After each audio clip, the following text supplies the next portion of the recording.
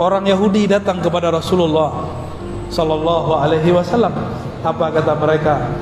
Ya Muhammad, siapa yang menciptakan langit dan bumi? Allah. Lalu siapa yang menciptakan Allah? Itu orang Yahudi. Itu cerdas atau kebelinger?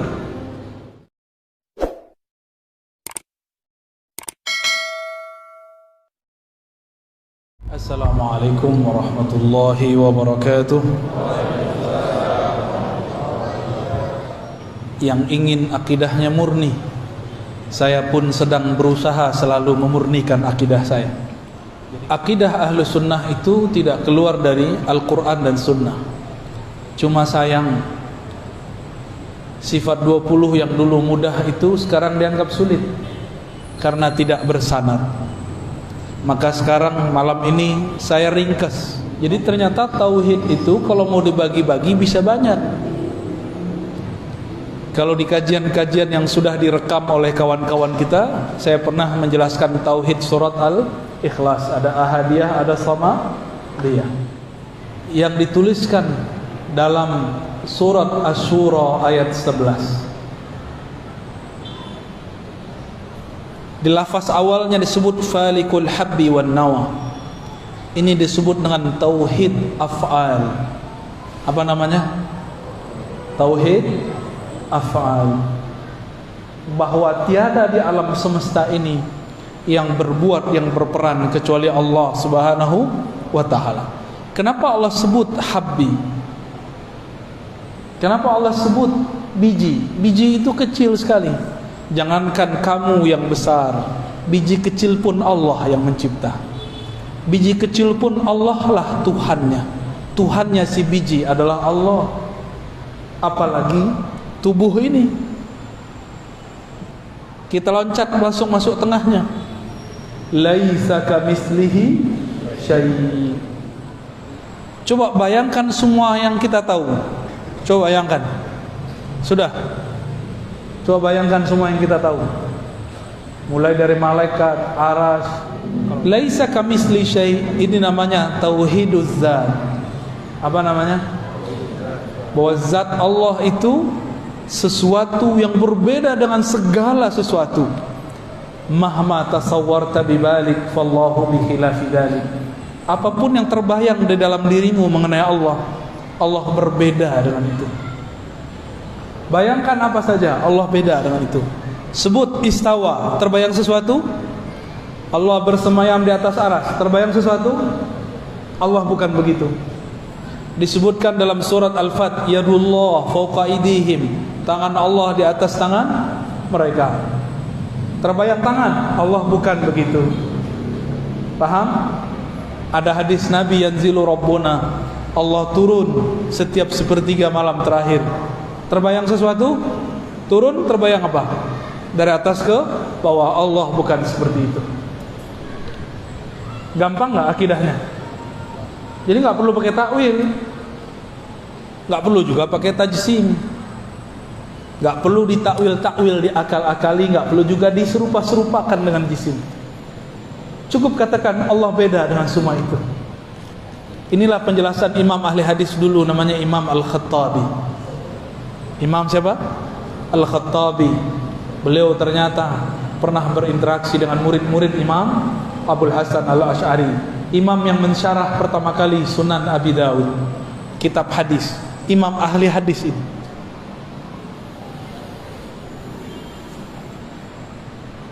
Terus di ujung ayat, wa huwas sami'ul basir. Dia yang maha sami', maha mendengar. Dia yang maha melihat.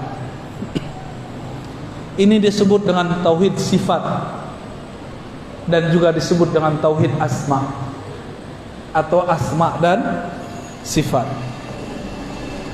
Allah menyebut dirinya Sami' Basir, tapi Allah juga sebut manusia dalam surat Al-Insan, faja'alnahu sami'an basira. Kami jadikan manusia mendengar dan melihat. Apa bedanya? Bedanya wa huwas sami'ul basir. Itu pakai alif lam, yang ini tidak pakai alif lam. Yang pakai alif lam itu Allah Subhanahu wa ta'ala. Alif lam bagi ahli nahu menunjukkan satu makna ma'rifah. Bagi ahlul haqiqah diartikan ini kesempurnaan kamaliyah Allah Subhanahu wa taala.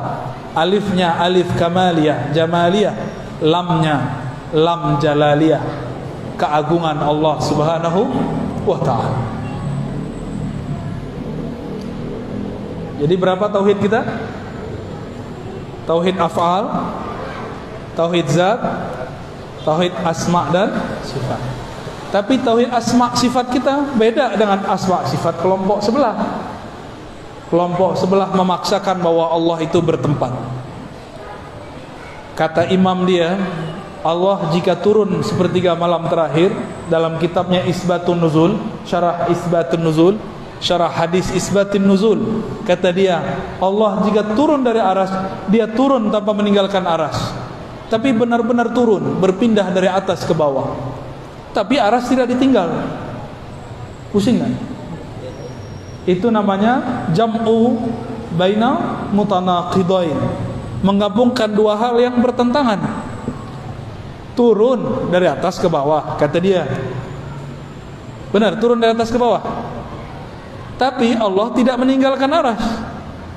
Dia mencoba memikir-mikirkan zat Allah, maka dia mengatakan Allah nuzul dengan zatnya. Padahal Nabi, sahabat Nabi Ibnu Abbas, Ibnu Mas'ud mengatakan la tatafakkaru fi zatillah, jangan pernah fikirkan zat Allah. Dia fikirkan zat Allah. Disitulah halalnya, zallatnya, kekeliruan daripada imam yang bernama Ibnu Taimiyah. Dan itu harus diakui. Siapa yang pertama lagi berbicara bukan saya, tapi muridnya sendiri bernama Imam Az-Zahabi, Imam Ibnu Katsir. Dua murid ini pernah berbicara. Imam Zahabi terang-terangan, kata beliau, seandainya guruku tidak mengatakan istawa dengan zat, maka dia benar-benar jadi salaf. Maka saya sampaikan cinta saya kepada teman-teman yang mengaku salafi. Jika antum benar-benar ikut ulama salaf, hapuslah lafaz zat. Katakan nuzul, nuzul turun, selesai. Tidak usah bayangkan. Tak katakan istawa, istawa, selesai, tidak usah diterjemahkan. Katakan niat, tapi bukan niat ini. Tapi jangan ditakwil-takwil, dibayang-bayangkan. Ya. Namun zaman ini zaman yang sudah berbeda. Orang-orang sudah banyak mulai terjebak pada menyerupakan Allah dengan benda. Disitulah ilmu Imam Ghazali mulai dipakai. Apa kata Imam Ghazali? Berjal ilmu kalam, ilmu akidah itu sebenarnya tidak wajib sampai ada umat tergelincir. Sekarang kita dengar langsung mereka mengatakan akidah Asy'ariyah sesat. Benar gak? Ini medan sudah dikepung, Pak. Medan sudah dikepung. Mereka sudah punya kampus. Kapan Wasliyah punya kampus? Kapan NU di sini punya kampus? Kalau Muhammadiyah sudah ada, tapi Muhammadiyah tidak bergerak di bidang itu. Ya ulama-ulama, tuan-tuan guru yang ahlu sunnah di sinilah harus buat kampus. Kalau bisa buat juga yang tidak berbayar. Kadang-kadang orang mau menukar akidahnya cuma karena gratisan, karena merasa hidup susah, tidak bisa bayar SPP, kemudian ganti akidah. Ini yang terjadi. Jika dia awal-awal sudah ganti akidahnya, apalagi nanti ketika dia selesai.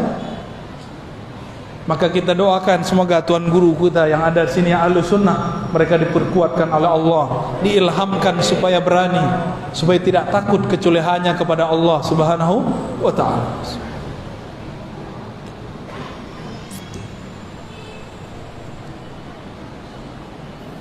Itu pembagian versi surat Asy-Syura. Masih banyak pembagiannya. Jadi tauhid itu banyak baginya. Mau yang ribet lagi nggak? Yang ribet atau yang mudah? Yang mudah surat Al-Ikhlas. Di surat Al-Ikhlas ada 4 tauhid di situ. Pertama tauhid ahadiyah. Qul huwallahu ahad. Katakanlah Allah itu dialah, hanya Dia yang sendiri. Maka Allah dulu sendiri, sekarang tetap sendiri. Allah istawa di atas aras, bukan berarti Allah duduk di atas aras. wa huwa mustaghnin 'anil 'arsy. Seperti dikatakan oleh Imam At-Tahawi menjelaskan ayat-ayat tentang arsy. Allah Maha tidak memerlukan arsy. Arsy lah yang memerlukan Allah.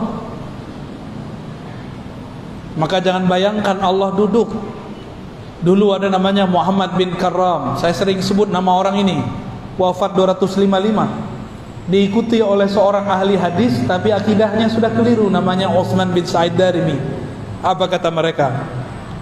Allah itu duduk di atas arsy dan menyentuhnya. Mumasah. Apa arti mumasah? Bersentuhan antara Allah dan arsy. Mereka mengkafirkan Sufi Ibnu Arabi karena hulul ittihad dan wahdatul wujud. Hulul itu Allah nyatu ke hamba, ittihad hamba nyatu ke Allah. Wahdatul wujud tidak ada penyatuan, yang ada hanya satu wujud. Tapi mereka mengatakan Allah masuk ke alam. Masuk ke alam namanya hulul. Bagaimana cara Allah masuk ke alam? Allah turun sepertiga malam terakhir. Itu namanya hulul. Maka kita meyakini Allah istawa di atas arsy, turun ke bumi, ke langit bumi, tapi tidak bersatu dengan bumi, tidak perlu memasuki langit. Karena jika diartikan memasuki, berarti kita membayangkan Allah Subhanahu wa taala zatnya. Dan ini pantangan para sahabat, pantangan Rasulullah sallallahu alaihi wasallam. Itu tauhid apa namanya? Ahadiyah. Jadi ahadiyah ini mudahnya Allah sendiri sebelum ada alam. Namanya tauhid ahad, berarti dia sendiri. Lalu dia ciptakan alam. Alam semuanya memerlukan ciptaannya, memerlukan kun darinya. Disebut dengan Allahus Samad. Tauhid Samadiyah. Paham? Kita ini perlu butuh Allah enggak? Orang Medan nyebut butuh enggak jorok ya? Sama kayak orang Jakarta ya? Sama kayak orang Padang juga? Oh, sama. Allah tidak membutuhkan alam. Alamlah yang butuh kepada Allah. Allah tidak perlu disembah. Alamlah yang perlu menyembah Allah. Apa arti sembah? Sembah itu hormat. Sembah itu artinya mengenal. Alam itu butuh kenal Allah. Maka kemuliaan alam tergantung seberapa kenal dia kepada Allah. Kalau cuma kenal Bismillahirrahmanirrahim ya segitu aja. Kalau kenal makna Bismillahirrahmanirrahim itu lebih cakep lagi. Sifat Allah boleh dipikirkan, tapi zat Allah tidak boleh dipikirkan. Lam yalid wa lam yulad. Tidak melahirkan, tidak dilahirkan. Disebut dengan tauhid tanzih anis sabab. Tauhid tanzih, Allah maha suci daripada sebab. Allah tidak butuh sebab, dialah yang menciptakan sebab. Orang Yahudi datang kepada Rasulullah sallallahu alaihi wasallam. Apa kata mereka? Ya Muhammad, siapa yang menciptakan langit dan bumi? Allah. Lalu siapa yang menciptakan Allah? Itu orang Yahudi. Itu cerdas atau kebelinger? Cerdas atau bodoh? Jadi orang Yahudi itu enggak seperti yang diceritakan orang. Ada yang cerdas, ada yang tidak cerdas. Sama kayak kita. Kenapa banyak nabi di kalangan Yahudi? Karena banyak mereka yang menyimpang. Walam yakul lahu kufuwan ahad. Apa artinya? Tidak ada yang sekufu. Apa arti sekufu? Kufuwan artinya banding. Tidak ada yang sebanding semisal dengannya. Ini namanya tauhid tanzih yang kedua, anit tasbih. Tanzih daripada keserupaan. Apa arti tanzih? Allah maha suci. Ada berapa tauhid? Versi surat Al-Ikhlas. Jadi beda ayat sudah beda jurus, sudah beda pembagian. Jadi kalau mau bagi-bagi tauhid banyak, tauhid itu bukan hanya 3. Oke, ada lagi pembagian tauhid. Surat An-Nas. Qul a'udzu birabbil falaq, disebut tauhid rububiyah. Qul a'udzu birabbin nas, Rabbin nas, Rabbil falak, Rabb. Ini disebut tauhid apa arti rububiyah? Pencipta. Kembalinya kemana? As-Samad, cabang dari tauhid As-Samadiyah. Terus Qul a'udzu birabbin nas, malikin nas, ilahin nas. Malikin nas ini penjelas makna rububiyah. Karena Allah menciptakan alam, dialah yang memiliki alam, dialah raja alam semesta. Disebut tauhid mulkiyah, cabang daripada tauhid rububiyah. Gak perlu diganti-ganti, itu cabang. Lalu ada pembagian yang lain. Ilahin nas, tauhid uluhiyah. Tauhid uluhiyah itu artinya apa? Apa arti ilah? Apa arti ilah? Rob Tuhan juga. Apa beda Rob dengan ilah? Sesembahan. Kalau Rob, Robbi, Robbana. Apa arti Rob? Allah, Tuhan yang bersifat mencipta. Apa arti Rob? Alhamdulillahi Rabbil Alamin. Segala puji milik Allah, pencipta alam semesta. Itu arti Rabb. Di dalam tubuh kita ada miliaran alam. Setiap sel itu satu alam. Setiap ada pembuluh darah satu alam. Satu pembuluh, satu rambut, satu alam. Di tubuh ini banyak sekali alam. Maka manusia disebut dengan alam kecil, al-alam as-saghir. Maka kalau disebut Alhamdulillahi Rabbil Alamin, tidak usah bayangkan yang di luar, bayangkan kita. Segala puji, terima kasih ya Allah yang menciptakan tubuhku dari yang sel terkecil zarah sampai tubuhku yang besar. Itu namanya tauhid rububiyah. Cuma sayang sekali kata rububiyah oleh kelompok sebelah dipakai untuk istilah yang aneh. Kata mereka ada tauhid al-musyrikin, ada tauhid orang musyrik. Gimana tuh Dr. Thohir? Tauhid orang musyrik nyambung nggak? Tauhid mengesahkan satu, musyrik menyekutukan, nyambung nggak? Itulah akibat karena mereka mengharamkan kitab-kitab mantik. Mantik ini jadi senjata ulama-ulama di tanah Melayu dari zulum.